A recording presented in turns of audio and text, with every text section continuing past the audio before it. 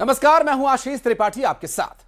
और अब बात करेंगे दिल्ली में हुए उस धमाके की जिसने दिल्ली को नहीं बल्कि पूरे देश और पूरी दुनिया को दहला दिया है। और दहल गए हैं उन आतंकियों के कलेजे भी जिन्हें यह पता है कि अगर हमने जिम्मेदारी ली तो ये घर में घुसकर मारेंगे। इनके पनाहगाह कहां है ये पूरी दुनिया को पता है और हमें भी पता है, क्योंकि दिल्ली ब्लास्ट मामले को लेकर जांच टीम गठित हो चुकी है। IB, NIA, NSG, Delhi police की संयुक्त टीम इस पूरे मामले पर कार्रवाई में जुट चुकी है। टीम में 500 से ज्यादा अधिकारियों को शामिल किया गया, जवानों को शामिल किया गया और अब तक 1000 से ज्यादा सीसीटीवी फुटेजेस की जांच हो चुकी है, जिसमें बहुत सारे साक्ष्य टीम के हाथ लग चुके हैं। और दिल्ली में हुए ब्लास्ट के मामले में एक और डॉक्टर पकड़ा गया।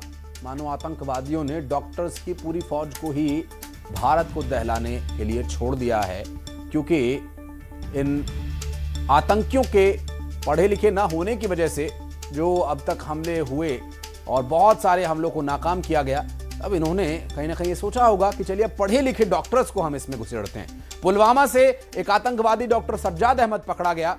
उत्तर प्रदेश से 7 लोगों को हिरासत में लिया जा चुका है पूछताछ के लिए। गृह मंत्रालय एक और बैठक करने जा रहा है गृहमंत्री अमित शाह की अध्यक्षता में। और यूएन ने भारत में आतंकवाद पर फिर से चिंता जताई है। और यूएन के पास काम ही क्या है चिंता जताने के अलावा। साजिशों में शामिल लोगों को बख्शा नहीं जाएगा, प्रधानमंत्री नरेंद्र मोदी ने स्पष्ट कर दिया है। और उनके ये गंभीर स्वर उन आतंकियों के कानों में, कलेजे में दहल रहे हैं, गूंज रहे हैं दिल्ली धमाकों की तरह। दरअसल इस धमाके के बाद फरीदाबाद जांच का केंद्र बन चुका है और खासकर वहां का फतेहपुर तगा गांव, क्योंकि ये वही गांव है जहां से एक और पढ़ा लिखा आतंकवादी डॉक्टर मुजम्मिल यहां रहता था। और ये रही वजह पुलिस की टीम की जो सुबह वहां पर पहुंच गई थी। अब जांच शुरू कर दी गई है। दरअसल भोपाल से पकड़े गए आतंकी अदनान के सीरिया आईएसआईएस कमांडर के संपर्क में होने की बात पहले ही सामने आई थी। और अदनान की चैट से यह खुलासा हुआ था कि दिल्ली को दहलाने की ट्रेनिंग वो ले रहा था। क्या अदनान एक मोहरा भर था? असली गुनहगार काम कर गया अपना? ये सभी विषय हैं फिलहाल जांच के। बहरहाल इसमें अब बहुत जल्द स्थिति स्पष्ट हो जाएगी। और भोपाल से पकड़े गए आतंकी अदनान का दिल्ली में धमाकों का प्लान था, ये बात तो उसकी गिरफ्तारी के बाद ही स्पष्ट हो गई थी। और आतंकी अदनान का दिल्ली पुलिस को इनपुट मिला था और आतंकी सीरिया के आईएसआईएस कमांडर के संपर्क में था और दिल्ली में धमाकों की ये ऑनलाइन ट्रेनिंग भी ले रहा था।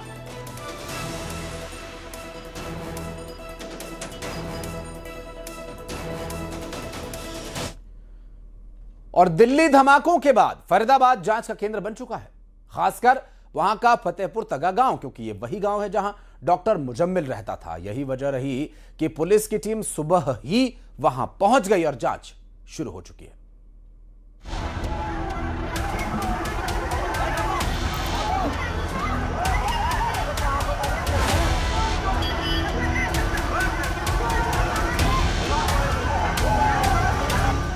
दिल्ली धमाके के बाद सुबह से फरीदाबाद के फतेहपुर तगा गांव में हलचल है। पुलिस की लंबी चौड़ी टीम लाव लश्कर के साथ वहां पहुंच गई। गांव की एंट्री से शुरू होकर गांव में रहने वाले लोगों के घर तक पुलिस ने चप्पा चप्पा छाना। गांव में घुसने वाले हर आदमी की तलाशी ली गई। यहाँ पर इसी तरह से दर्ज किया जा रहा है। तो ये अब 2 जो गांव हैं, धौज और फतेहपुर तगा, यहाँ पर सर्च अभियान जो है वो चल रहा है।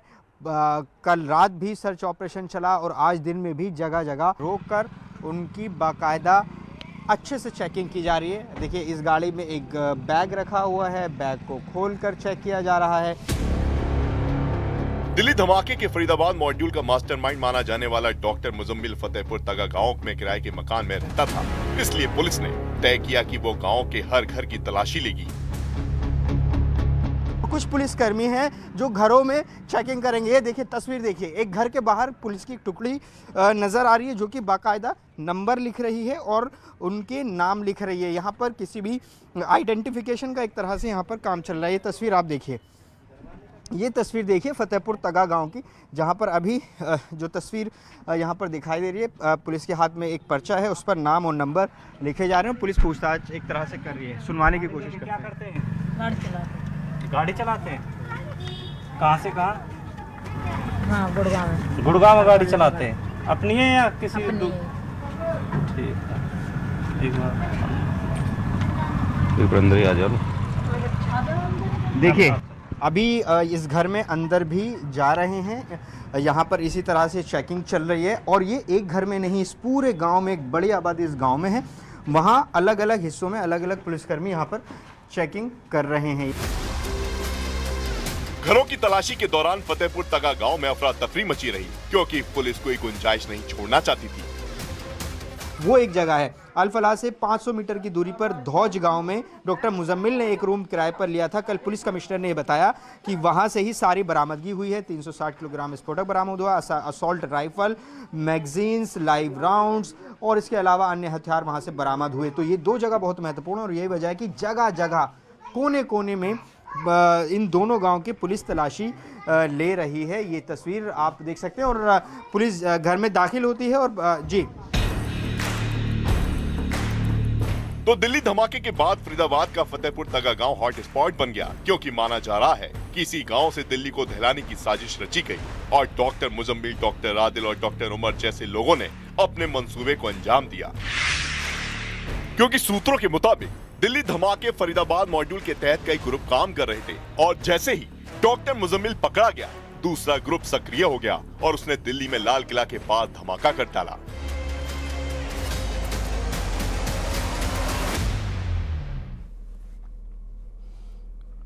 और कितने ही आतंकी हमलों को नाकाम करने के बाद आतंकियों को शायद एक कामयाबी मिली, जो वो करना चाहते थे वो कर पाए, लेकिन इसे कोई एक्सेप्ट नहीं कर रहा है। एक वक्त था, एक दौर था जब आतंकवादी बड़ा सीना चौड़ा करके बड़े गर्व से कहते थे कि ये हमला हमने किया, वो जैश मोहम्मद हो या फिर फिदाइन हमलों के लिए मास्टरमाइंड आतंकी संगठन कोई और भी क्यों ना हो, ISIS हो, कोई भी एक हमले की जिम्मेदारी क्यों नहीं ले रहा है, क्योंकि उन्हें पता है शायद कि अगर हमने जिम्मेदारी ली तो हमारे ठिकाने तो भारत की सेना को पता है ही, फिर एयर स्ट्राइक होगी और फिर तबाह बर्बाद हो जाएंगे ये आतंकी। दिल्ली से अशरफ काजमी हमारे सहयोगी इस वक्त हमारे साथ जुड़ गए हैं, भोपाल से रमाकांत दुबे हमारे साथ जुड़ गए हैं, मिथिलेश गुप्ता इंदौर से मुझे फ्रेम में नजर आ रहे हैं, जो कि उस पर बातचीत भी हम करेंगे। पहले दिल्ली चलते हैं, अशरफ काजमी से लेते हैं अपडेट। अशरफ, मीटिंग्स का दौर लगातार जारी है, अमित शाह के घर पर एक मीटिंग हुई, अब बताया जा रहा है कि एक और मीटिंग होने वाली है 3 बजे।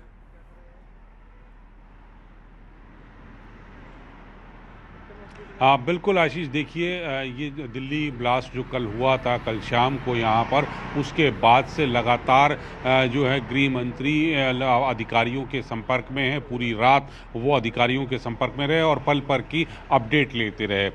कल हालांकि गृह मंत्री यहाँ घायलों से मिलने LNJP अस्पताल गए थे और फिर मौके वारदात वाले स्थान पर, यहाँ पे लाल किले के पास ब्लास्ट हुआ, वहाँ भी गया, उसका भी मुआयना किया और आज सुबह उनके आवास पर एक उच्च स्तरीय बैठक हुई। उस बैठक में करीब 1.25 घंटे तक चली और NIA के जो प्रमुख है वो थे, NSG के DG थे, IB के प्रमुख थे, गृह सचिव थे, गृह मंत्रालय के तमाम लोग थे। तो ये जो बैठक हुई, इसमें प्रमुख रूप से जो बात की गई वो समन्वय की गई कि किस तरह से जो अलग अलग एजेंसीज जांच कर रही हैं उसका जो इनपुट मिलता है वो समन्वय हो आपस में सभी एजेंसीज पे और एक दूसरे के साथ शेयर किया जा सके। साथ साथ अब तक क्या प्रगति हुई, किस दिशा में आगे बढ़ रहे हैं। जो फरीदाबाद का मॉड्यूल कल पर्दाफाश जिस आतंकी का हुआ था पूरे पर नेटवर्क का, उसका कितना हाथ है, क्योंकि जो कहा यही जा रहा है कि इस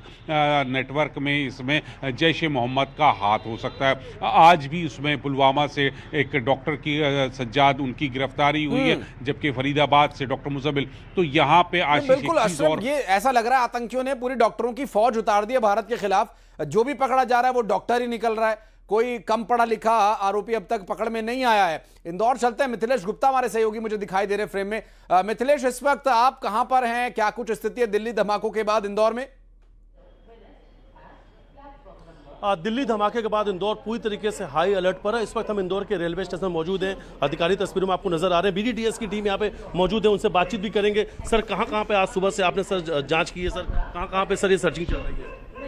शहर के सभी महत्वपूर्ण स्थानों की चेकिंग BDDS टीम द्वारा की जा रही है, जिसमें railway station, bus stand, airport, malls, मंदिर आदि सभी प्रमुख स्थल शामिल हैं।